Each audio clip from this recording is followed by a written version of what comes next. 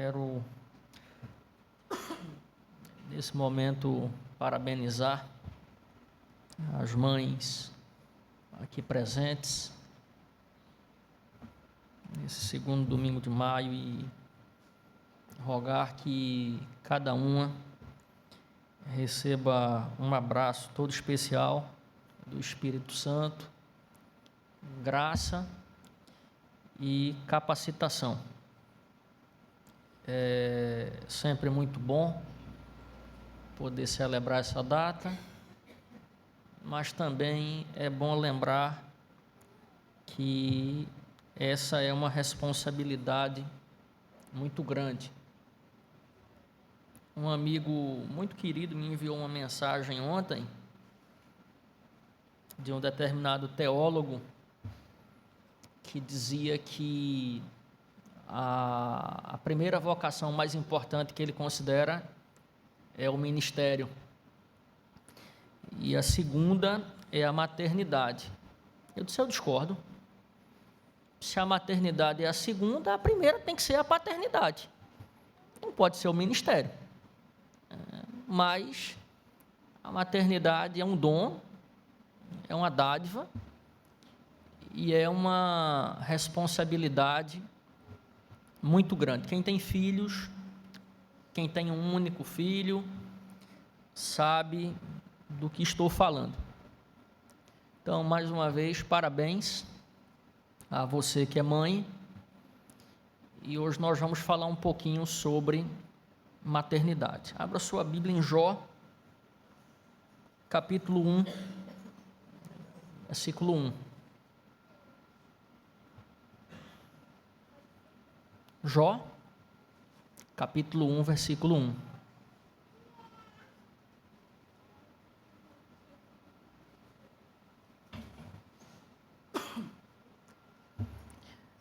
Havia um homem na terra de Uz, cujo nome era Jó, homem íntegro e reto, temente a Deus e que se apartava do mal. Esse é o texto para a nossa meditação hoje. Meus queridos, é muito interessante o poder que certas palavras exercem sobre nós. Cada um aqui tem, evidentemente, o seu vocabulário. Cada um aqui tem palavras que escolhe para se comunicar.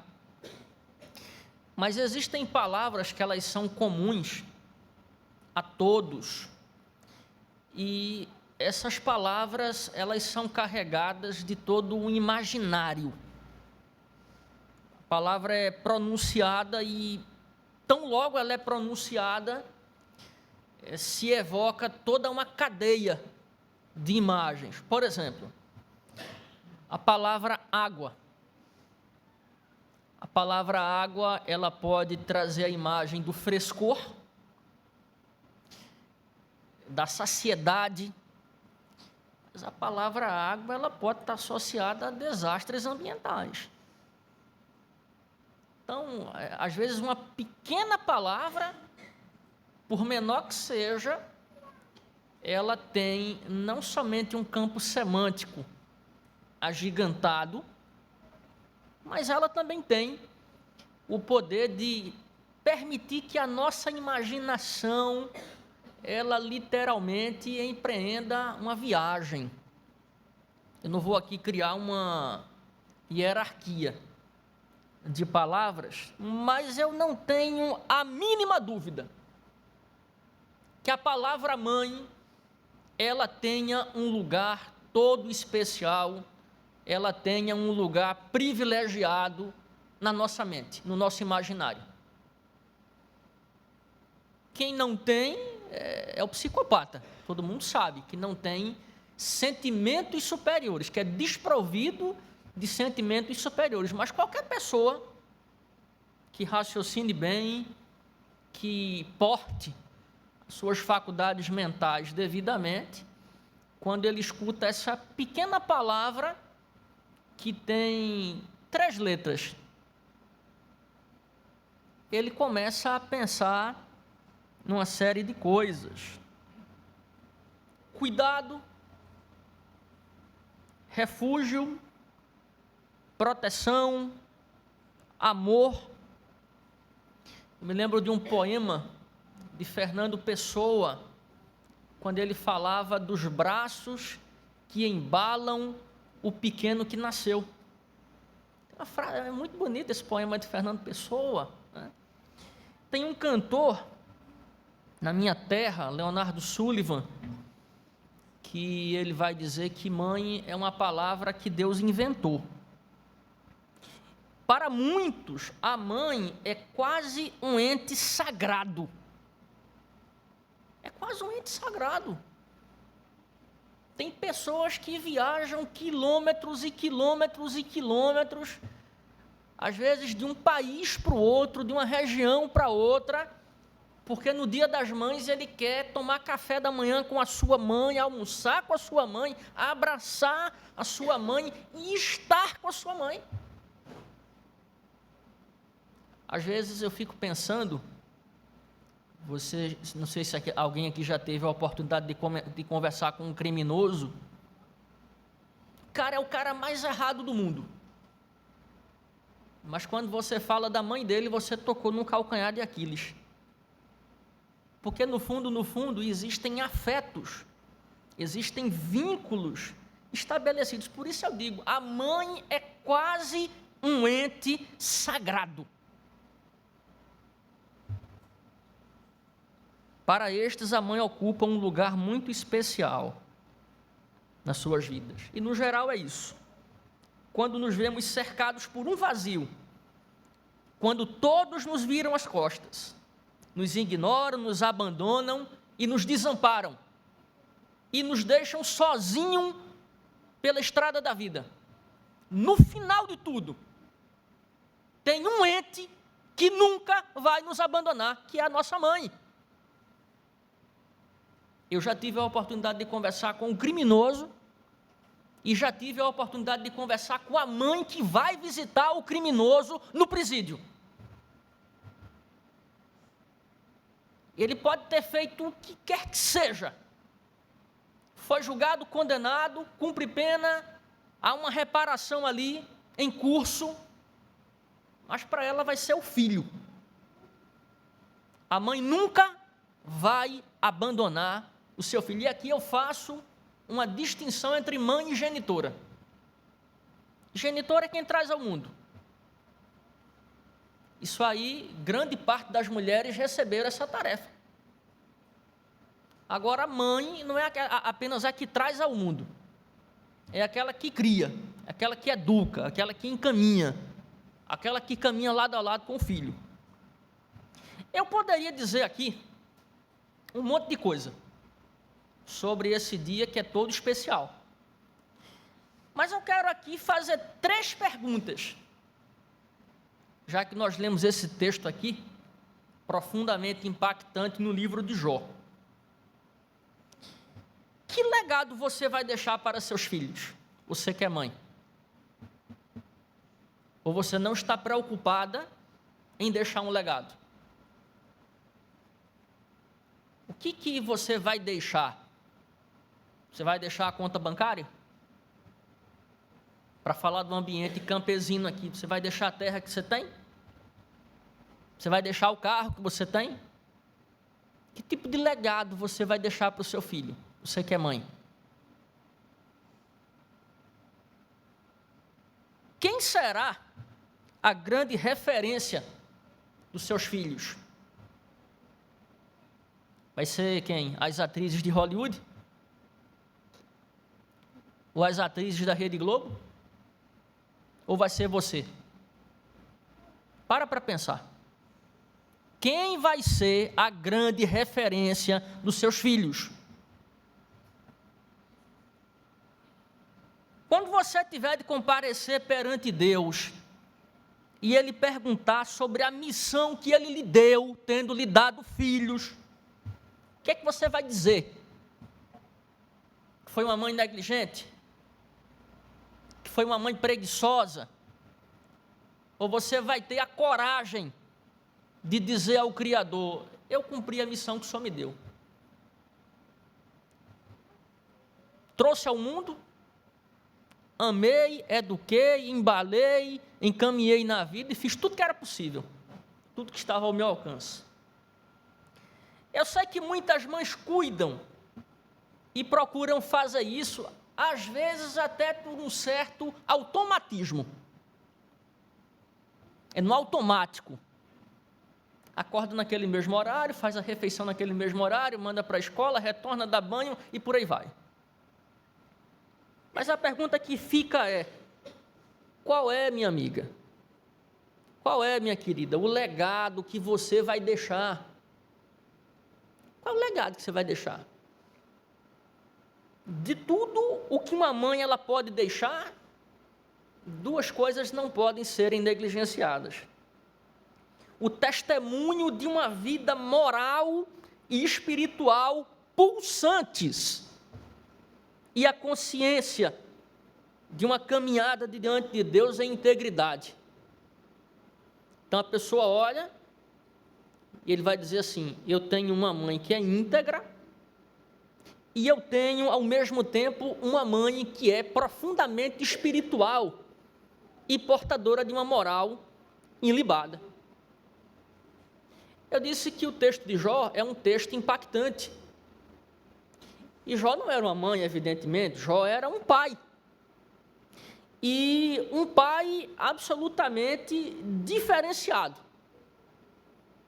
Inclusive, o texto que nós lemos, ele aparece como uma espécie de sumário.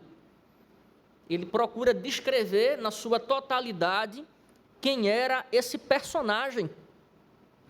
O texto nos mostra que ele era um homem rico, próspero, mas a sua riqueza não lhe roubou a sua devoção e a sua integridade para com Deus. O autor do livro e o próprio Deus, eles vão dizer assim: olha, é um homem íntegro, reto, temente a Deus, e o texto é traduzido da seguinte maneira: e que se desvia do mal, né? Na verdade é que não caminha por caminhos maldosos. Todo o livro é um testemunho vívido do exemplo moral e espiritual de Jó. Tal como Jó, na condição de pai, toda mãe tem diante de si o desafio de construir um testemunho honroso diante de Deus, diante dos homens, diante do seu marido e diante dos seus filhos. Deixa eu dizer uma coisa para você que é mãe. Eu prefiro desagradar a quem quer que seja, mas construir um nome honroso diante de Deus, da minha mãe e diante da igreja. Eu como filho. Agora, você como mãe que tem filho, que tem marido, o testemunho começa dentro de casa. Ele reverbera pela sociedade, mas ele é antecedido por um testemunho diante de Deus. Por isso eu quero meditar com os irmãos, muito brevemente, à luz desse texto aqui, da vida desse homem, sobre vivenciando a maternidade de forma exemplar. Como é possível vivenciar a maternidade de forma exemplar? Em primeiro lugar, sendo íntegra e reta em seu modo de viver. Eu disse que o versículo 1, ele é uma espécie de sumário, porque ele descreve a devoção de Jó como um todo, né? A mente judaica é assim, ela vê o ser humano como uma totalidade, o ser humano como um ser integral. A gente é quem costuma particularizar determinados elementos, mas é bem verdade que o texto vai dizer aqui alguns predicados, alguns atributos que eram próprios a esse personagem chamado Jó. O primeiro deles é a palavra integridade. Qualquer uma pessoa aqui, vou colocar dos 15 anos para cima, quando a palavra integridade ela é mencionada, a pessoa logo pensa assim, é uma pessoa de boa índole, é uma pessoa que tem uma caminhada diferenciada, é alguém portador de santidade, é um homem de Deus. Para resumir a história, Jó era um homem de Deus. Nós estudamos aqui de manhã a história que envolveu um grande homem de Deus chamado Eliseu. Mas Jó também era um grande homem de Deus, era um santo homem de Deus. Tamanho era o seu testemunho, que o autor do livro faz questão de mostrar que o próprio Deus vai dizer a Satanás as mesmas coisas. Jó é íntegro, ele é reto, ele é temente a mim e ele se desvia do mal. É Deus quem está dando testemunho de Jó, da sua integridade. Eu pergunto para você, você que é mãe, na sala do trono, qual é o testemunho que Deus dá de você? O que Deus fala a teu respeito? Talvez muita gente não esteja interessado. Eu não estou nem aí, pastor, não estou preocupado, não. Eu, sendo você, estaria preocupada.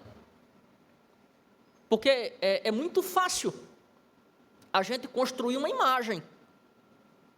Mas a imagem diz muito pouco. O que vale mesmo é a essência. O que está em jogo aqui é a essência de Jó. E Deus está dizendo que ele era íntegro. A palavra hebraica traduzida como íntegro, ela é muito parecido com o latim. O latim, a palavra integridade significa que não lhe falta nenhuma das partes.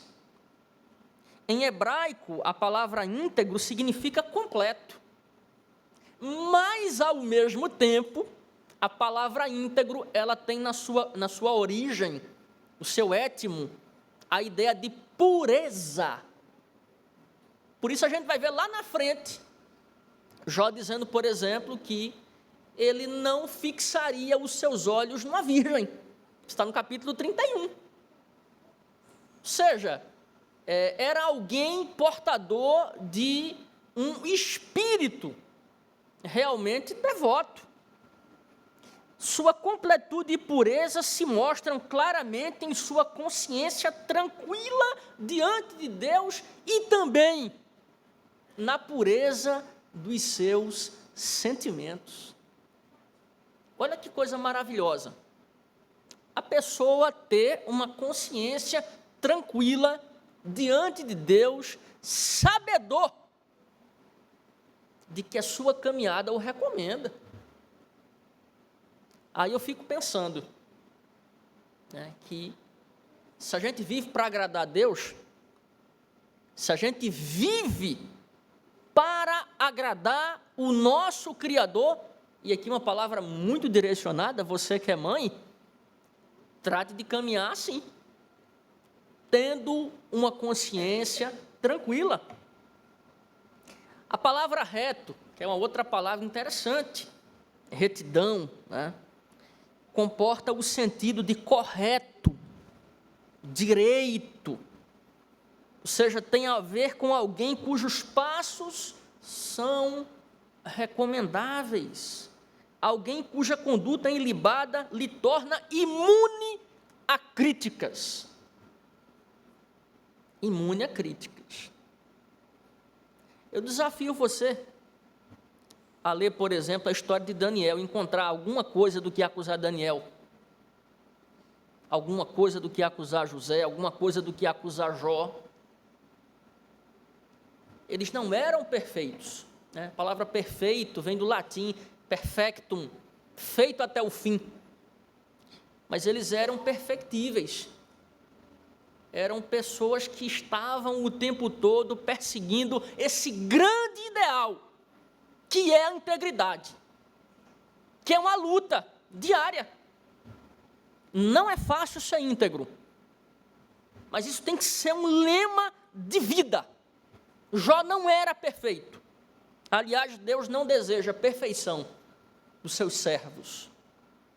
Ele deseja santidade, ele deseja pureza, ele deseja perseverança, ele deseja sinceridade. E neste sentido, as mães, no trato com o marido, no trato com os filhos, elas devem construir uma caminhada pautada no temor de Deus.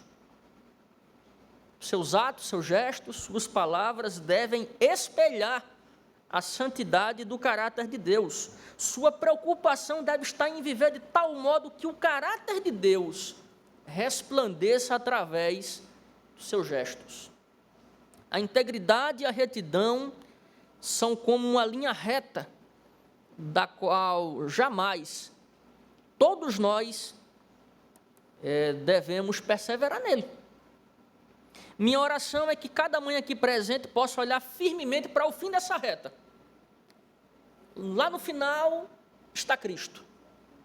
Que você nunca se desvie.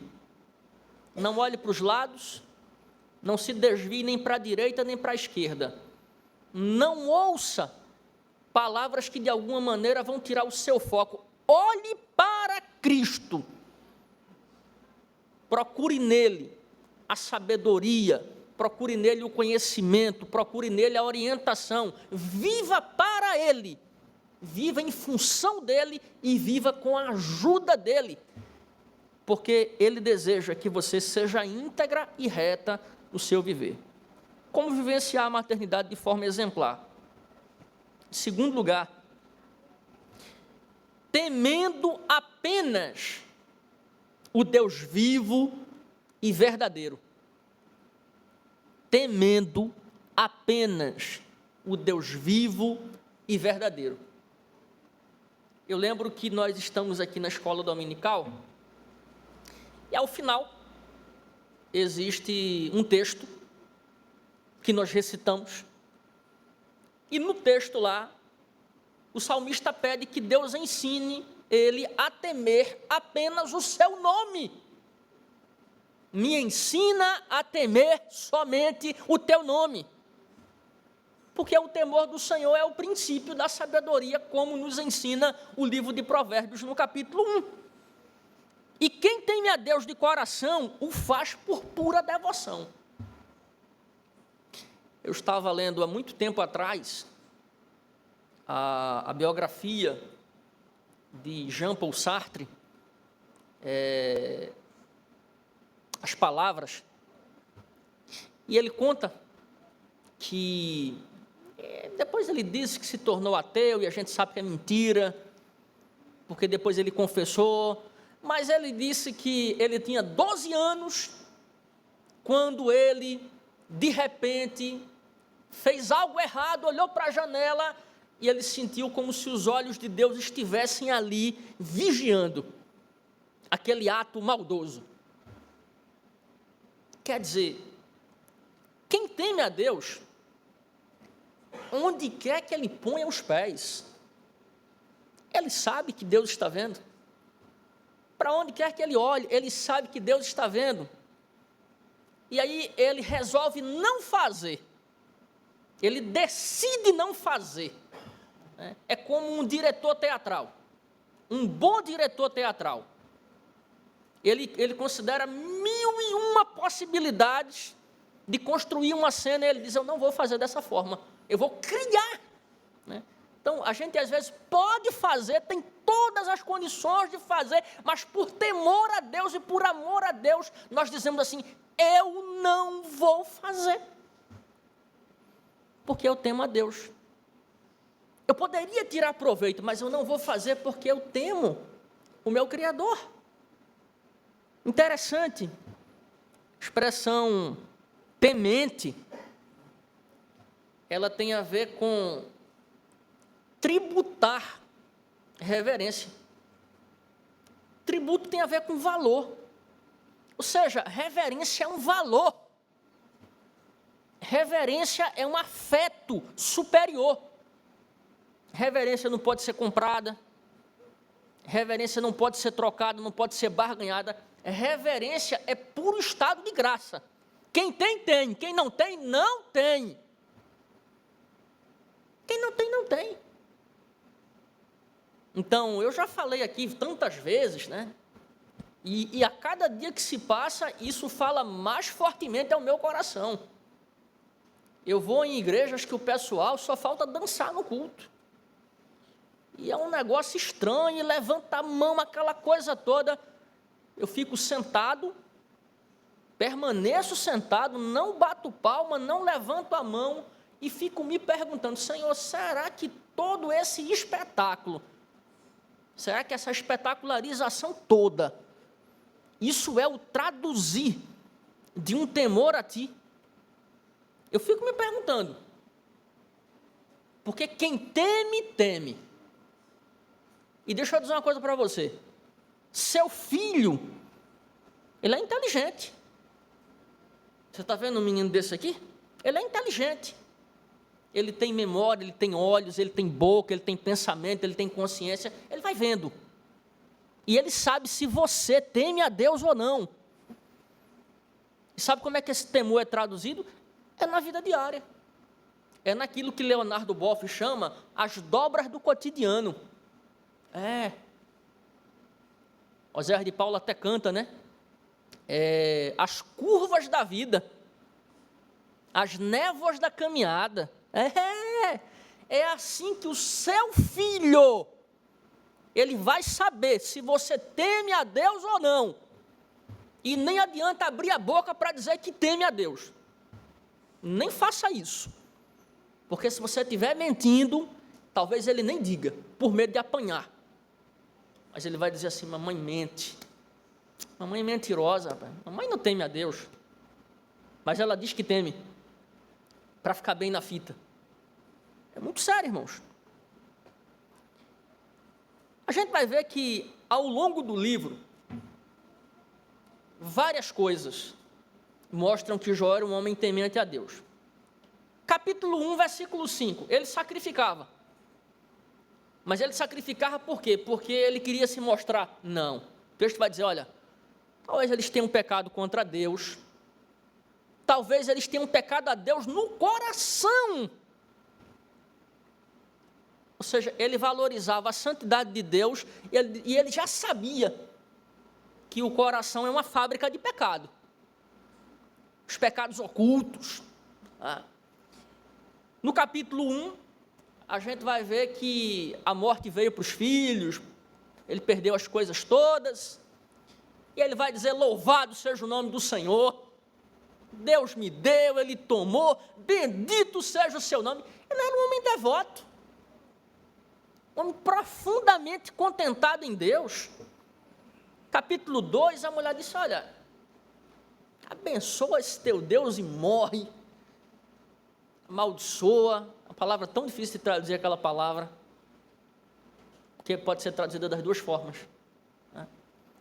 Ele disse, tu falas como uma louca, recebemos o bem, por que não vamos receber a aprovação? Vamos receber. Aí a gente vai caminhando, a confiança de Jó era inabalável, bem sei eu que tudo podes, trema eu perante uma grande multidão, meu Redentor vive, o tempo todo, o livro todo é um testemunho do temor profundo que esse homem tinha em relação ao seu Criador. Ou seja, a gente olha para esse homem e a gente olha para as mães. Deus deu uma missão a Jó. Seja temente a mim na provação. Deus lhe deu uma missão também. Eu estava pensando, quando eu estava estudando esse texto, existem mães que sofrem tanto no parto, tem menino que demora para nascer, tem menino que maltrata, é uma missão, parir uma criança é uma missão, como poucas coisas na vida podem ser comparadas, e Deus lhe deu essa missão. E ele lhe deu a missão de ser mãe, e ela só vai se esgotar quando você morrer. Ou então, se Deus recolher um filho. Eu dizia até a mamãe, né? Minha avó teve 10, um morreu muito pequeno. Em 2019, minha avó faleceu. Ela não viu filhos criados, nenhum deles falecer. Meu tio faleceu recentemente. Pessoa muito amada por mim, por mamãe, faleceu recentemente. O temor a Deus na vida de uma mãe deve ser um lema e uma missão durante toda a vida. Uma mãe que teme ao Senhor não cuida apenas de si, que Paulo vai dizer, né? Tem cuidado de ti mesmo e dos teus. Ela também cuida do seu lar, ela é uma promotora do temor a Deus. E aqui eu quero lembrar o seguinte: Maria, a mãe do nosso Redentor, era uma mulher profundamente temente. Ela disse: está aqui a tua serva, faz o que o Senhor quiser. E Deus honrou ela.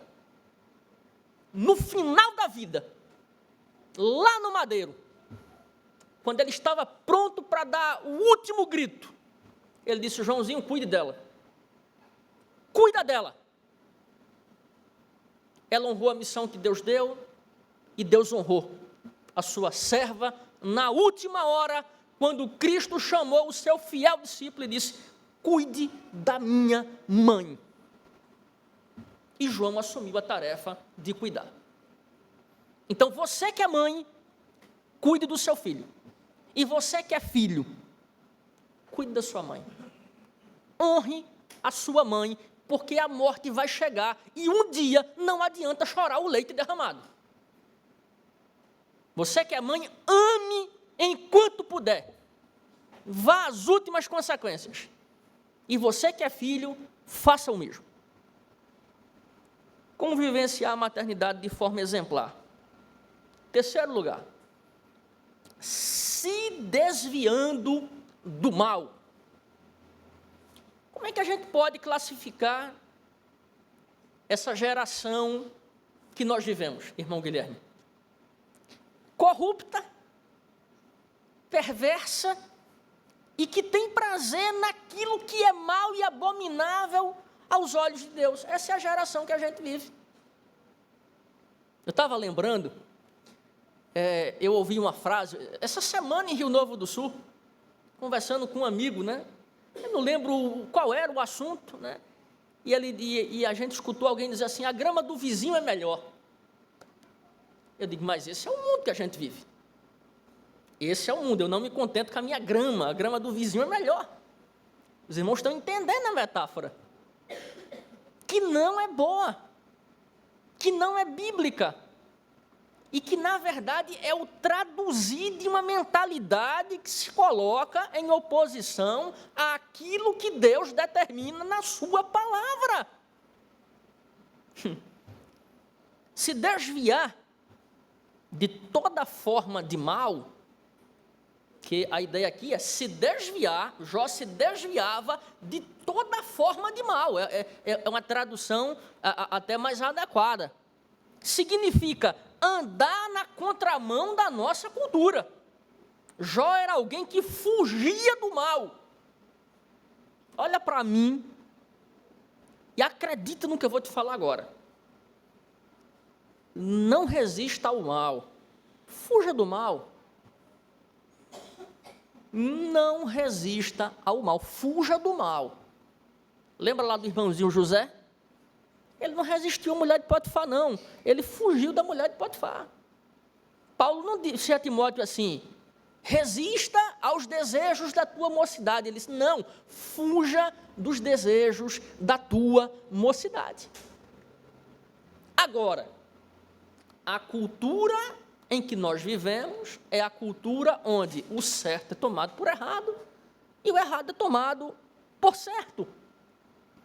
Por isso que Jó, ele foi qualificado pelo autor do livro e por Deus, primeiramente, como um homem exemplar. Ele era um homem de negócios, próspero, rico, um homem de fama, conhecido, reconhecido. E nada disso impediu ele de ser alguém diferenciado como um homem de Deus. Por que ele era um homem de Deus? Porque ele se distanciava de toda forma de mal que se lhe apresentava. Cada geração tem suas lutas e desafios.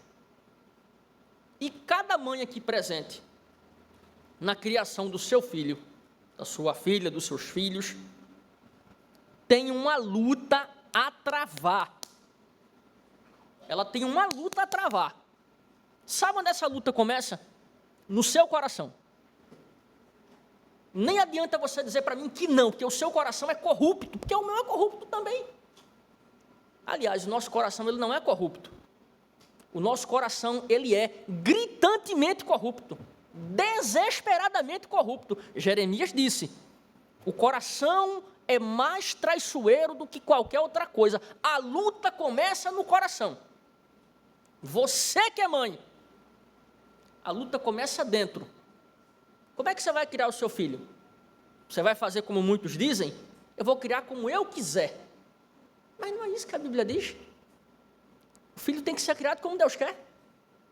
É na disciplina, é na regulamentação do Senhor. E aí você diz, eu crio como eu quero.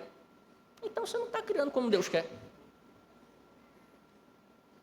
Então o campo de batalha começa lá dentro. E daqui a pouco, essa luta começa agora a acontecer do lado de fora. Porque eu falei que nós vivemos numa geração corrupta, perversa. O que tem prevalecido na vida dos seus filhos? É a sua influência ou a influência do mundo?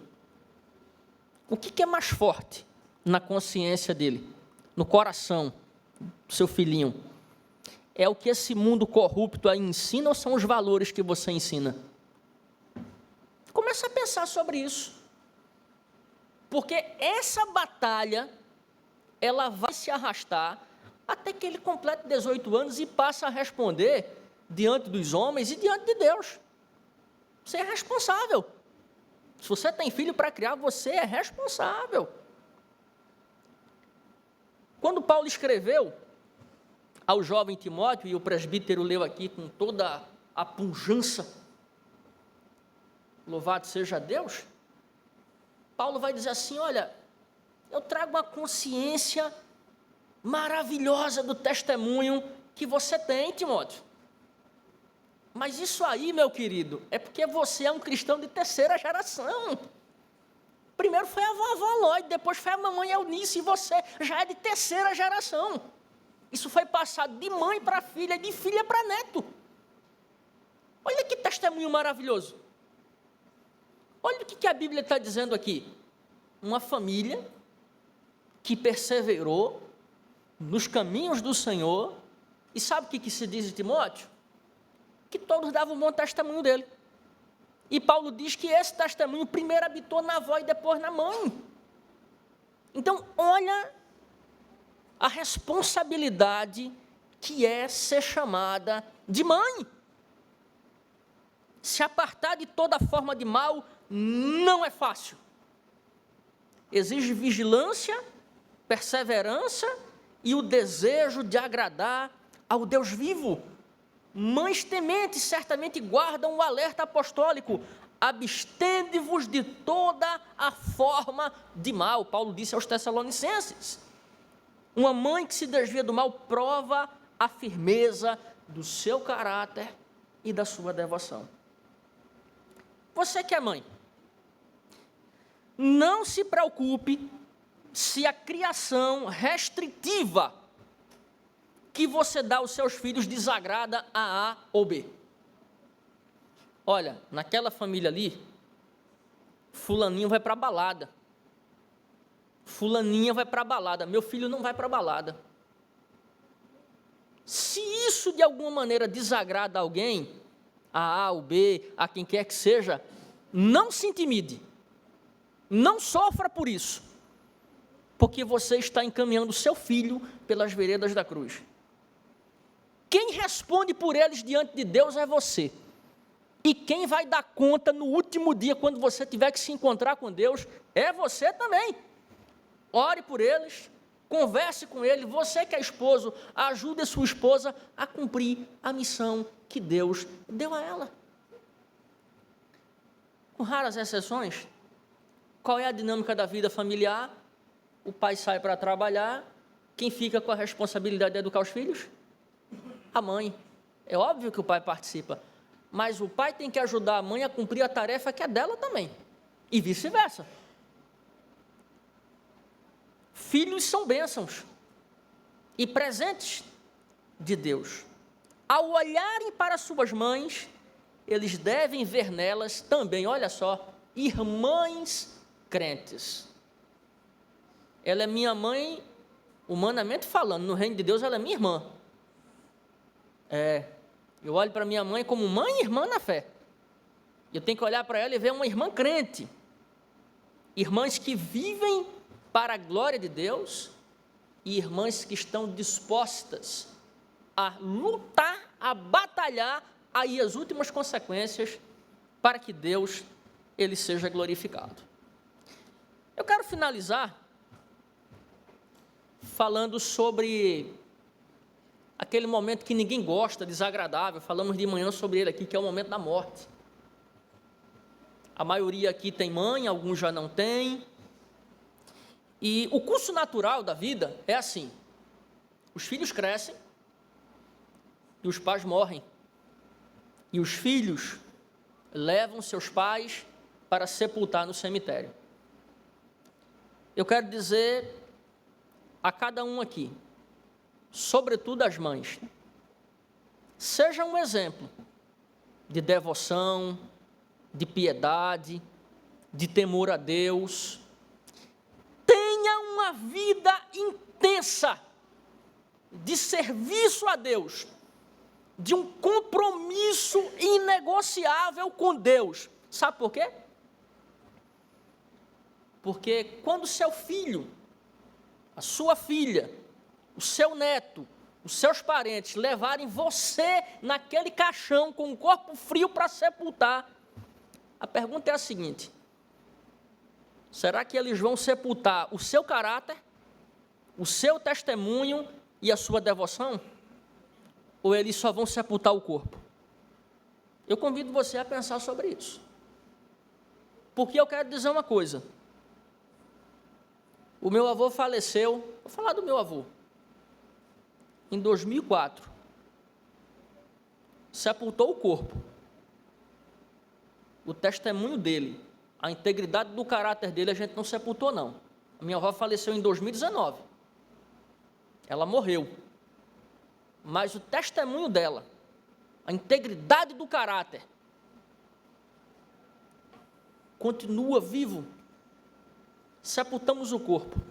A minha oração é que cada mãe aqui, tem umas que tem um, tem umas que tem dois, tem umas que tem vários, não importa, que naquele dia, quando seu filho lhe sepultar, ele olhe para trás e diga assim: eu estou sepultando o corpo da minha mãe, mas eu não vou sepultar o caráter dele. Por quê? Dela. Por quê? Porque ele fala mais alto que esse momento presente. Que Deus abençoe você que é mãe e que Deus lhe ajude grandemente a cumprir essa missão, que é dura, mas que Ele vai lhe ajudar.